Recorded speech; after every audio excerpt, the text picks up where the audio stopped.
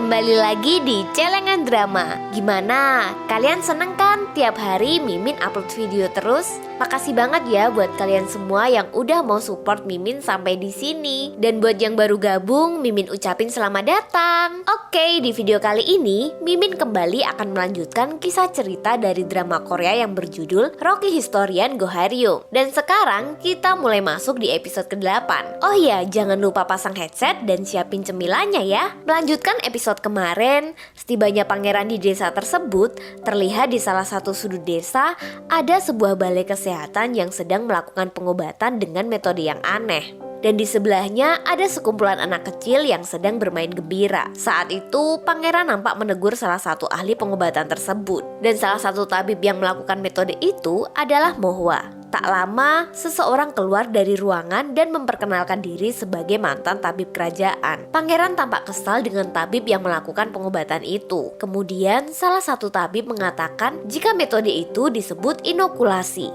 yang berarti menginfeksi orang sehat dengan virus cacar aktif dan meningkatkan sistem imun tubuh. Tabib itu mengatakan jika sudah melakukan percobaan kepada 12 anak dan 7 diantaranya sudah sembuh. Pangeran tampak tidak setuju dengan metode itu karena dianggap membahayakan anak-anak dan meminta segera menghentikannya. Sedangkan Mohwa menemui Kasim Sambo secara diam-diam. Ia meminta agar pangeran segera meninggalkan Pyongan dan kembali ke Hanyang karena wabah yang tengah terjadi begitu ganas. Terlihat Mohwa begitu mengkhawatirkan pangeran dan meminta Kasim Sambo untuk melarang pangeran keluar dahulu. Sebelum istirahat, pangeran sempat menanyakan kepada Kasim Sambo mengenai keputusannya menghentikan pengobatan tersebut. Namun hal itu diragukan oleh Kasim Sambo. Menurutnya, tabib itu sudah berusaha mencari solusi pengobatan. Meski ada korban, tetapi juga ada anak yang selamat. Tentu saja yang menjadi pertimbangan adalah anak yang berhasil selamat, bukan sebaliknya. Hal itu sempat membuat keraguan pangeran atas keputusan yang sudah diambilnya itu. Sedangkan di sisi lain, perkataan tabib wanita siang itu membuat Haryung teringat kejadian yang sama persis pernah dialami sewaktu dia kecil. Dan ia memiliki luka yang sama di tangan. Keesokan harinya, Haryung pergi ke balai kesehatan yang berada di desa dan menemui Mohwa untuk membantu merawat pasien. Mohwa bertanya kepada Haryung apakah dirinya tidak merasa takut tertular penyakit itu. Saat itu Haryung mengatakan jika dulu sewaktu masih kecil dirinya pernah mengalami pengobatan yang sama. Dan menurut ayahnya, pengobatan itu untuk mencegah cacar. Mohwa menjadi bertanya-tanya dengan Haryung, mengingat tidak banyak orang yang mengerti mengenai metode ini.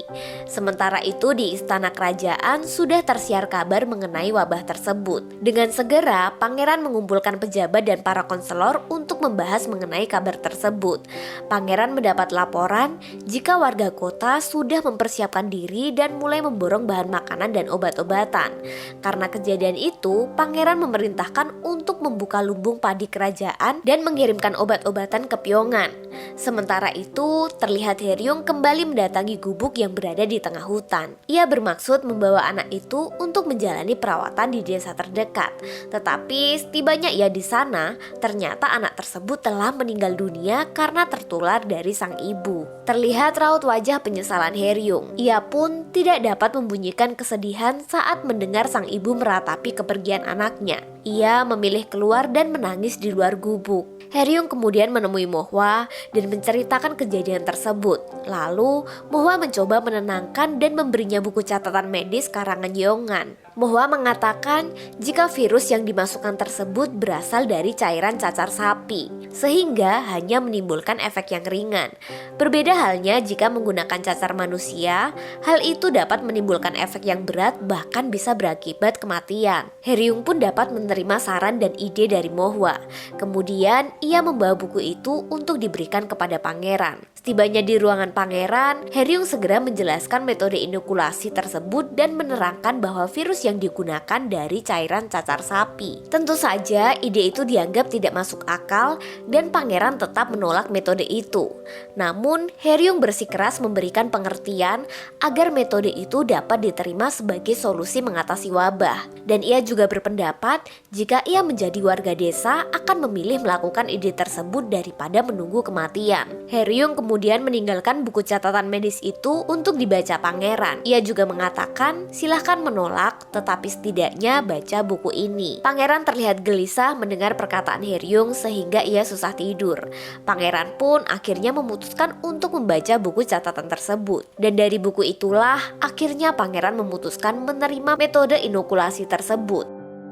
Keesokan harinya, pangeran memerintahkan Qasim Sambo untuk mencari Mohwa dan bertemu di kandang sapi. Kemudian, pangeran ingin mengetahui kebenaran buku catatan itu dan mencoba mempercayai ide tak masuk akal tersebut. Di samping itu, pangeran juga mengatakan untuk membuktikan ide tersebut dengan jaminan nyawa Mohwa menjadi taruhannya. Pangeran kemudian mengumpulkan tabib dan wakil konselor serta para sejarawan untuk mengumumkan jika dirinya bersedia melakukan metode inokulasi dan agar para warga mempercayai, maka pangeran akan melakukannya di depan umum. Petugas Minwo yang mencatat kejadian itu tampak menghampiri Haeryung dan meminta penjelasan atas tindakan pangeran yang tiba-tiba berubah pikiran. Petugas Minwo sedikit marah atas tindakan Haeryung yang tidak pantas dilakukan oleh seorang sejarawan. Petugas Min mengatakan jika tindakan tersebut seperti seseorang yang menulis novel sesuka hati dan bukan menulis sejarah. Di akhir pembicaraan, petugas Min mengatakan banyak orang bisa menulis, tetapi sedikit orang yang tahu diri. Mendengar perkataan petugas Min, Haeryung merasa apakah salah tindakannya tersebut? Karena sudah mendapat perintah dari Pangeran Yirim, terlihat Mohwa segera mencari sapi yang terkena cacar dan diambil cairannya. Tak lama, Qasim Sambo mengingatkan untuk menghentikan tindakannya tersebut. Dan jika terjadi sesuatu dengan pangeran, maka ia bisa dipenggal. Hal itu tidak membuat Mohwa takut dan tetap menjalankan sesuai perintah pangeran. Tak lama, para warga dikumpulkan dan menyaksikan secara langsung pangeran melakukan metode inokulasi. Para warga terkejut melihat cara tabib melakukan metode itu. Pangeran juga terlihat tidak menampakkan sedikit pun wajah keraguan. Hal itu bertujuan memberikan kepercayaan kepada para warganya. Setelah metode itu selesai, Mohwa kembali ke balai pengobatan. Tetapi orang suruhan konselor Min telah tiba di Pyongan dan memerintahkan untuk membawa Mohwa kepada konselor Min secara hidup-hidup. Disinilah terjadi pertarungan antara Mohwa dan beberapa anak buah konselor Min. Karena kewalahan, Mohwa akhirnya melarikan diri dan tak lama ia mendapat bantuan dari seseorang yang memakai cadar dan menyelamatkan dirinya. Di saat yang bersamaan, Qasim Sambo mencari Mohwa untuk datang memeriksa keadaan pangeran. Namun sayangnya, ia tidak menemukan di balai pengobatan itu. Kemudian, Qasim Sambo meminta bantuan wakil konselor untuk membantu mencari Mohwa. Sedangkan kondisi pangeran mengalami demam tinggi dan terlihat Haeryung menunggu di sebelah pangeran dengan perasaan khawatir. Sebenarnya, itu hanya efek sementara yang terjadi setelah inokulasi untuk membentuk antibodi di dalam tubuh. Karena khawatir dapat menular, akhirnya para pengawal memasang tulisan dilarang masuk di sekeliling kamar pangeran. Sementara itu, di kediaman ayah Sahui, yaitu Tuan Song, terlihat para pekerja sedang sibuk memindahkan bahan samdum atau teh pencegah cacar di kantor obat. Dan Tuan Song yang melihat kejadian itu tampak panik mengetahui para pekerja mengosongkan semua gudangnya. Dan para pengawas pekerja itu mengatakan jika ini perintah dari Tuan lewat Nona Sahui. Tentu saja Tuan Song merasa sangat marah kepada putrinya tersebut. Namun tak lama, salah satu pelayannya memberikan kabar jika Tuan Song mendapat panggilan untuk menghadap ke istana. Setelah Tuan Song bertemu dengan Pangeran Jin, ia pun memberikan hadiah berupa kain sutra yang sangat mahal kepada Tuan Song dan juga mengucapkan terima kasih kepada Tuan Song karena telah mendonasikan bahan-bahan herbal untuk para penderita wabah. Sebenarnya itu ulah Sahui yang sebelumnya merasa kesal dengan sikap ayahnya. Sedangkan Tuan Song sendiri merasa kesal dan membanting hadiah yang diberikan pangeran. Ia merasa mengalami banyak kerugian gara-gara putrinya Sahui. Setelah pertemuan itu, Pangeran Jin menghampiri Sahui dan mengetahui jika itu ulahnya dan menuduh ingin menutupi kesalahan ayahnya dari hukuman. Namun Sahui membantah tuduhan pangeran dengan mengatakan jika ia melakukan itu karena memang sudah seharusnya sikap seperti itu dimiliki para bangsawan. Oke, kita kembali ke Pangeran Yirim yang masih tertidur. Terlihat hanya Haeryung yang merawat dan menyiapkan obat herbal untuknya. Setelah Haeryung selesai meracik obat, ia kemudian memasuki kamar pangeran dan tak lama terdengar pangeran yang mulai siuman. Ia meminta minum kepada Heryung dan ia pun memanggil tabib untuk memastikan keadaan pangeran.